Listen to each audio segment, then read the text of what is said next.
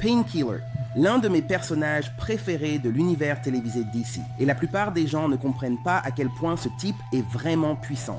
Ce type n'était pas juste un personnage de soutien, c'est un protocole d'arrêt ambulant.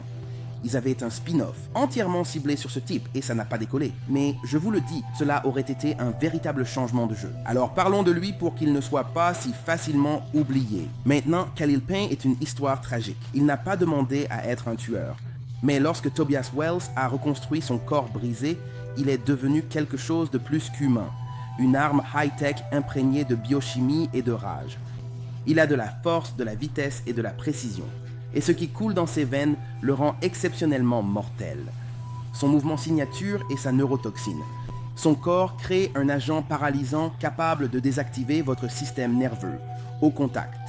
Il n'a pas besoin de casser des os. Il vous neutralise de l'intérieur, que ce soit par un simple contact ou des fléchettes imprégnées de produits chimiques. Vos membres deviennent engourdis, votre voix disparaît, votre corps devient froid. C'est rapide, silencieux et presque impossible à contrer dans des espaces restreints. Et oui, il peut moduler la dose. Il choisit de vous paralyser ou de vous éliminer définitivement. Maintenant, il n'est pas seulement toxique, c'est un tank. Avec sa moelle épinière entièrement améliorée et sa reconstruction musculaire, son corps est cybernétiquement optimisé pour le combat. Force surhumaine.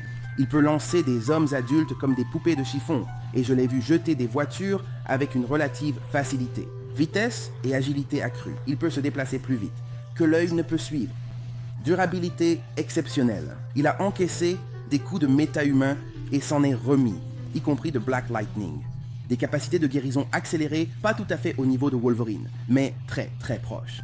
Et son système neural, il est connecté à un affichage tête haute tactique qui lui donne une évaluation en temps réel. Painkiller ne réagit pas, il calcule. N'oublions pas son entraînement, car il est formé pour tuer. Combat à main nue, élite. Combat de rue, dominant. Painkiller mélange arts martiaux, efficacité brutale et tactique d'assassin pour éliminer des pièces. En quelques secondes, il a combattu des méta-humains, des mercenaires et des escouades entières, souvent sans une seule arme à feu.